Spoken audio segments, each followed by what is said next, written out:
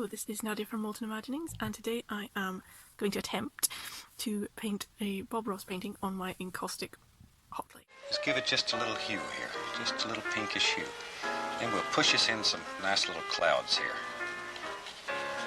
You're pushing very hard just to push the value right into the canvas. This is my Encaustic hot plate, and inside is my Encaustic iron, powering the heat through to the metal plate. And it's on right now. I've got a paintbrush here with a little bit of wax on it, and you can see you can paint on here. The wax comes off the paintbrush, makes these nice little patterns and shapes, and you can just rub it off with a tissue. So it's hot, but I think it could get a bit hotter. Got some card here, and let's see if it's going to work. It's working. That's quite hot. That's quite nice and hot. We've also got a little petri dish full of blue wax. Now this is probably going to take a little bit longer to heat up. Oh, there we go, it's coming. So we've got a little bit of blue on here, and we can just paint the nice blue sky like that. We're getting some pretty good effects with there already. That's not bad. This goes scrubbing on quite nicely. Just wish it was a little bit more fluid. Alternatively, we can use the actual blue here instead of the paintbrush and the molten wax. We can actually use this like a crayon and just scrub it straight down like that, and that is a lot smoother, a lot more fluid. But we are getting a few streaks. It's better to do it up and down the way like this. Although it's not the direction of the sky, it goes on a lot more fluid like that. And you can see that as the hot plate is heating up, it's going on a lot more solidly.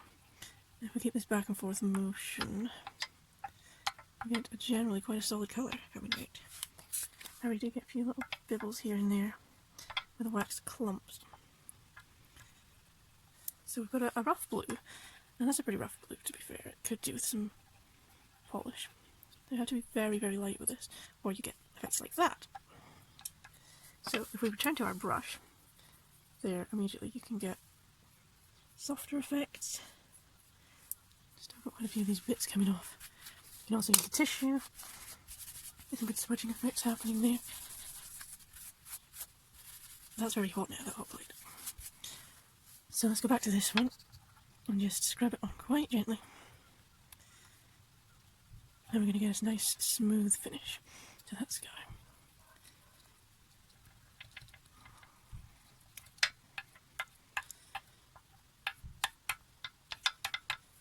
That is a very dramatic sky, but now we are going in with our happy little clouds. This was white at one time. It's got some edges I can use, and this goes on so beautifully. There is a cloud. A little happy clouds. That's getting a bit loose when you change corners, and look how lovely white that is. I've got another one up here. Maybe just one more for luck. And then one up here. Okay, that's our happy little clouds. Now we go in with some purple mountains. This is very, very hot.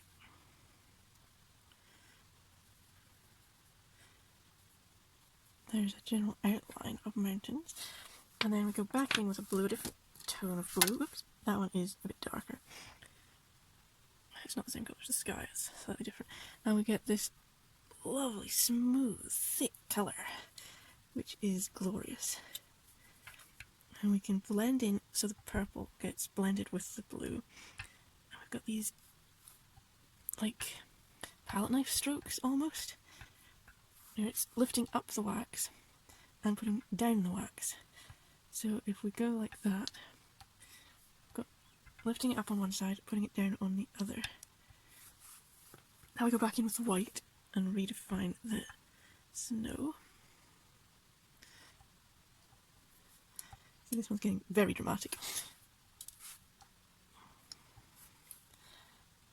And this one has got a good little cap. Look at that, they are dramatic mountains.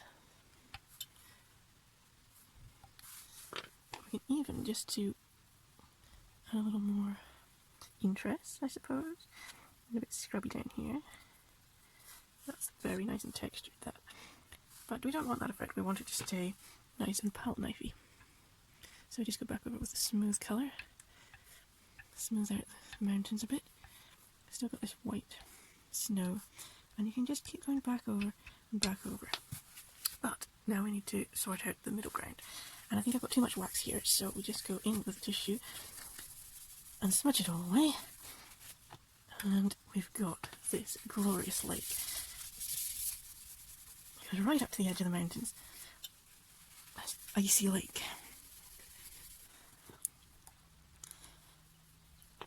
And now we can go back in with a little purple. I think we kind of lost the purple. So let's see if we can re-find it. Re-find it? Redefine it? Now that's very nice, bit of reflection there. So now the next thing is we want a part of a foreground here. That is just lovely and smooth, but we don't want it all that colour. I'll bring in a bit of that. Very icy and very dramatic. Next, we will, let's see, how about that tree that Bob Ross always does? Let's do it from this side. I think that would be pretty dramatic.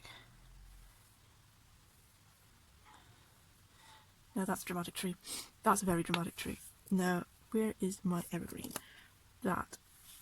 Nope, it's this one. It's much bluer green. So we start really small at the top. Make sure it's not too thick. Some of these edges are a bit rounded. Keep going down. It's the back and forth, just like Bob Ross does. And there we have a glorious evergreen tree. We'll just make sure he's well defined. Go back up there. Wow, that's quite impressive. But the trunk needs a little more definition, so we'll go back in there with that brown. And he is looking quite nice. Now, we'll have a little line of trees over here.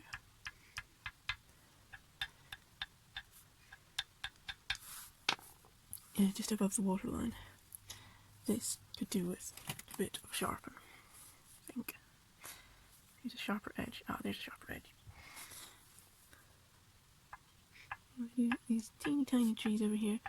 Just a tiny little wiggle of emotion. That's a technical term.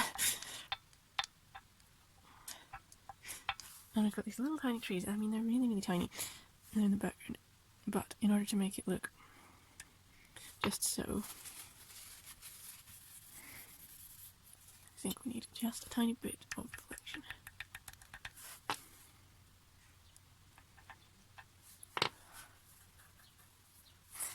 And will we do some more trees over here? I think that would be quite nice. These are getting a little bit bigger.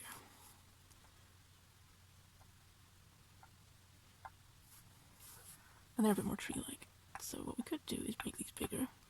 One of the main joys of this is you can just keep working into it and keep working into it. See, I think these need to be bigger, these trees. So we've got trunks down here. Not purple, brown. But that doesn't matter. And now they look more solid, more tree-like. And with our slight reflection. That's quite a thick reflection, so what we just do is we take this here little tissue back into it, wipe it back. That's pretty nice. And we just have a teeny tiny bit of reflection. Just dabbing. What else do you say? Do we not need another foreground tree? Something just about here. Yes, that's quite good. Back and forth. It's a happy little tree. And they're both kind of leaning, but they're both kind of leaning different ways, so that's quite balanced, I suppose, you could say. We've got a little bit of shadow of this guy, and a little bit of shadow for that guy. And we've got maybe like a fallen branch here.